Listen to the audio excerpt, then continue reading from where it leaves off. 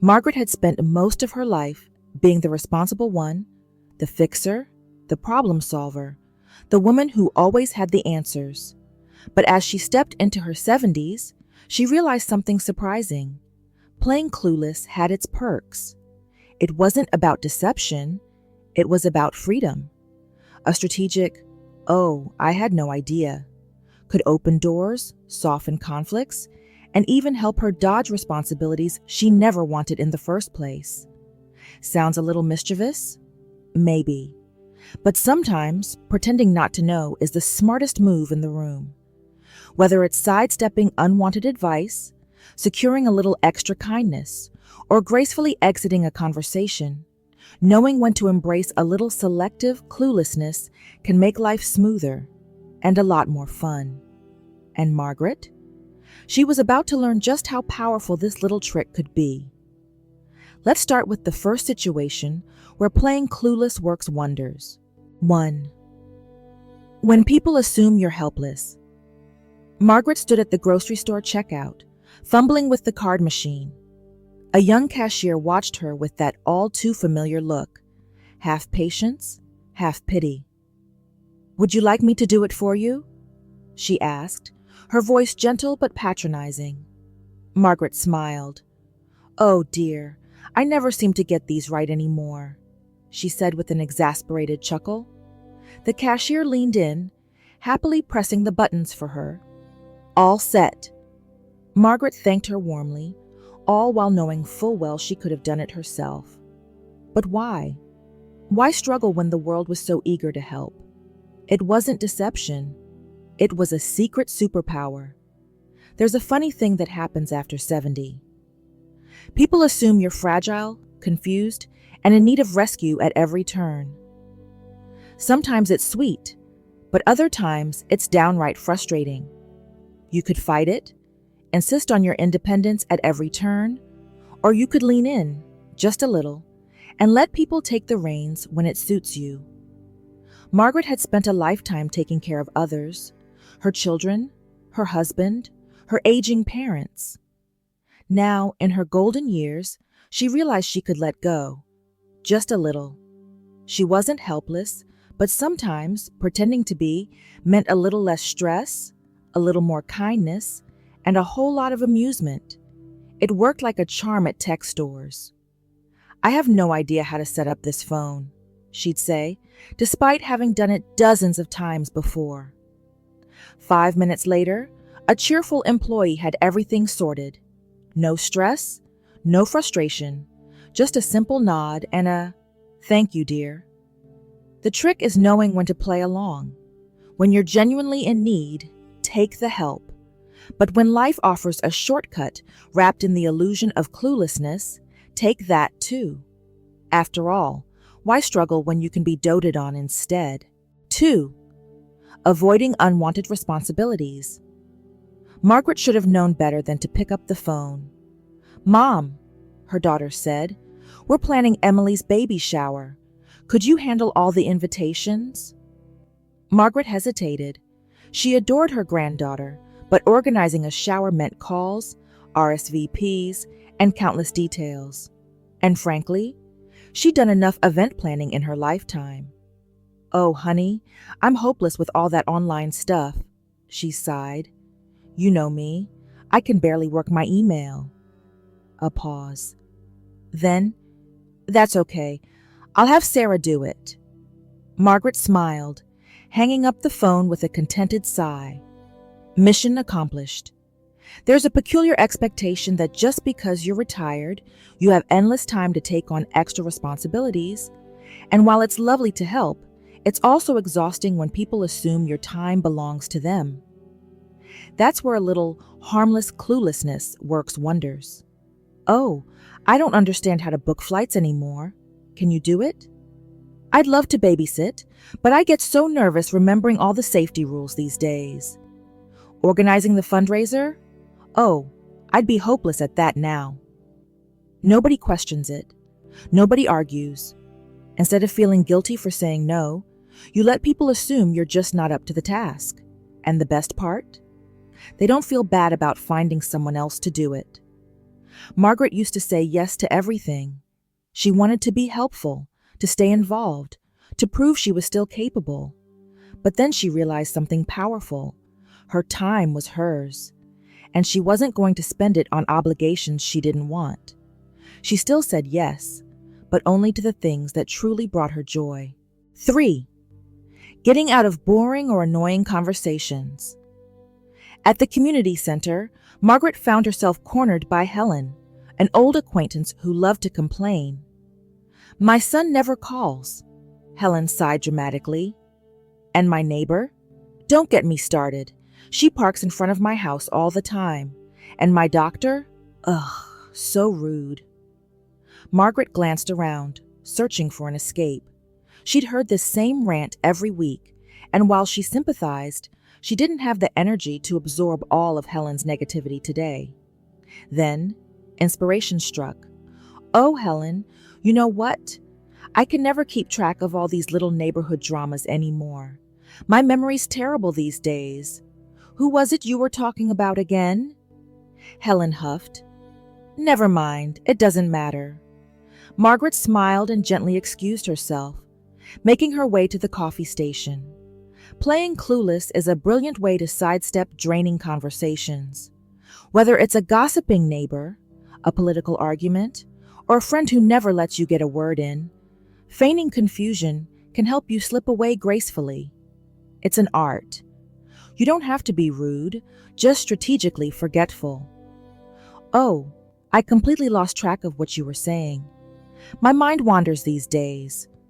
What were we talking about?" 9 times out of 10, the other person sighs and drops the topic. You get your escape, they don't feel dismissed, and you both move on. Margaret had always been the polite type, listening even when she wanted to scream. But now she let herself play the forgetful card when she needed a break. It wasn't about being unkind, it was about protecting her peace. And oh, how wonderfully freeing it was. Margaret sipped her coffee, listening to the chatter of the room. The world was full of stories, some worth engaging in, some best left alone. And thanks to a little strategic cluelessness, she had the power to choose which ones to entertain. 4. Deflecting unwanted advice. Margaret barely had time to sip her tea before her neighbor, Linda, leaned in with a knowing look. "You really should stop using that old recliner, dear. It's terrible for your back," Linda said, her voice dripping with concern. Margaret smiled. Here we go again. It wasn't just Linda. Advice came from every direction. Family, friends, even the well-meaning woman at the pharmacy who once lectured her about vitamins. People always seemed to have opinions on how Margaret should live her life. She used to feel obligated to listen, to explain herself, to justify why she still drove at night, or why she wasn't interested in taking up knitting. But now she had a better strategy. She widened her eyes and let out a soft, thoughtful sigh. "Oh, I had no idea. I've been sitting in that chair for years. Maybe that's why my back feels so good all the time." Linda blinked, clearly unsure how to respond. Margaret sipped her tea. The trick was playing oblivious without inviting a debate. Instead of pushing back or defending her choices, she leaned into the moment, letting people talk themselves in circles. "You know, Margaret, you should consider moving to a retirement community. The upkeep on your house must be exhausting." "Oh, I've never thought about that." I do love the weeds in my garden. Keeps me busy." 9 times out of 10, people lost steam. And when they didn't? Well, I suppose you might be right. I'll have to think about it. Of course, she wouldn't think about it, not for a second. But playing along saved her the headache of unnecessary discussions. There was a certain peace in letting people feel helpful without letting them run your life. Margaret had spent too many years explaining herself. Now, she simply smiled, nodded, and carried on exactly as she pleased. 5. Getting better treatment in public spaces. Margaret stood in line at the bank, tapping her fingers on the counter. The young woman ahead of her had been chatting with the teller for 10 minutes, and Margaret was growing impatient. Then she remembered a trick her friend Alice swore by. When it was finally her turn, she stepped up to the counter, tilting her head with a slightly confused expression. "Oh dear, I never quite understand these bank forms anymore. Would you mind helping me?" The teller's entire demeanor shifted. Her impatience melted into warmth. "Of course. Let's take a look together." Margaret nodded, watching as the teller carefully filled out the details for her. In minutes, she was done.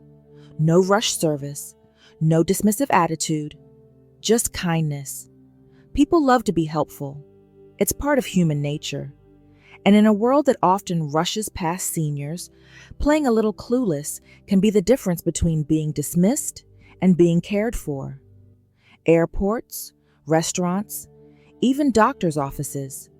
It was all the same. "I'm so sorry. I never quite know how these kiosks work," she'd say at the self-checkout, watching as a cheerful employee handled everything for her. "I always forget what my insurance covers. Could you explain it to me?" she'd ask at the front desk, ensuring she got every detail she needed. It wasn't deception. It was a gentle way to slow the world down, to remind people to treat her like a person, not an inconvenience. Margaret had spent years handling everything herself, moving through life at full speed.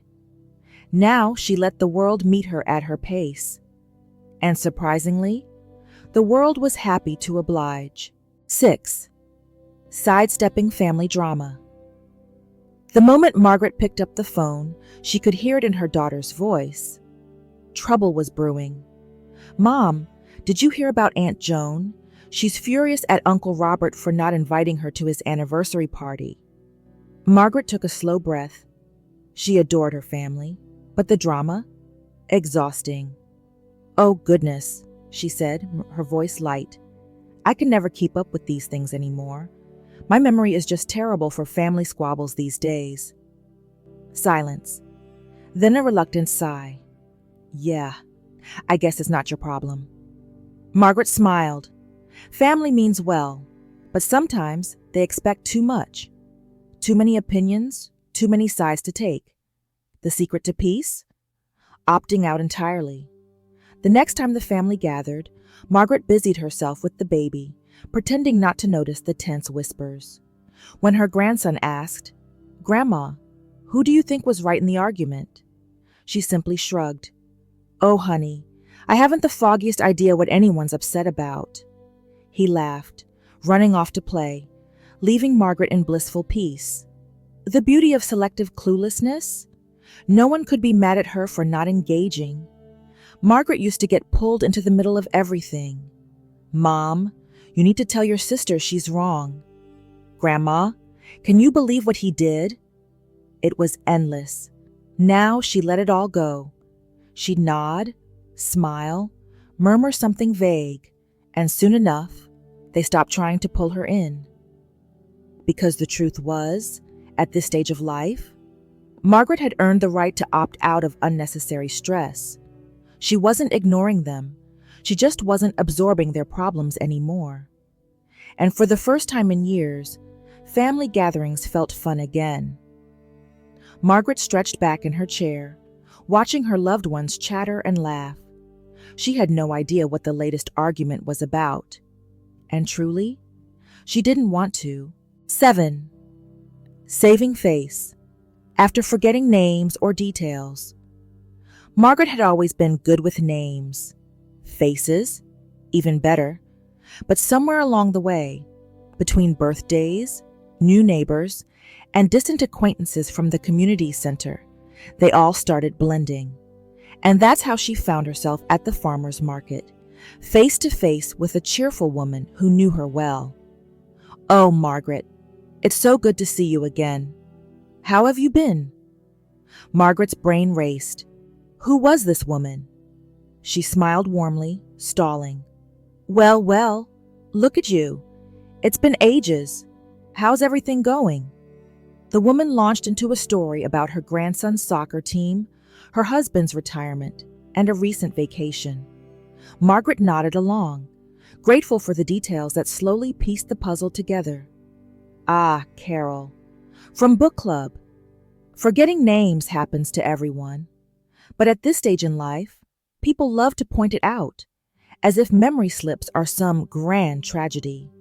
Margaret had learned the art of faking her way through it. When in doubt, be vague, but enthusiastic. Oh, it's been so long. Catch me up. What have you been up to? People love talking about themselves.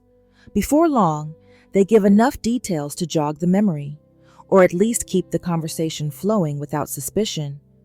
And when all else fails, humor. Darling, I have too many wonderful people in my life. I can't keep track of you all. It works every time. Because the truth is, nobody wants to feel unmemorable. So instead of dwelling on the forgotten name, she made them feel important. Margaret left the market with a basket full of fresh peaches and a secret little smile. No one had any idea she'd been completely lost in that conversation. And that was the beauty of it. 8.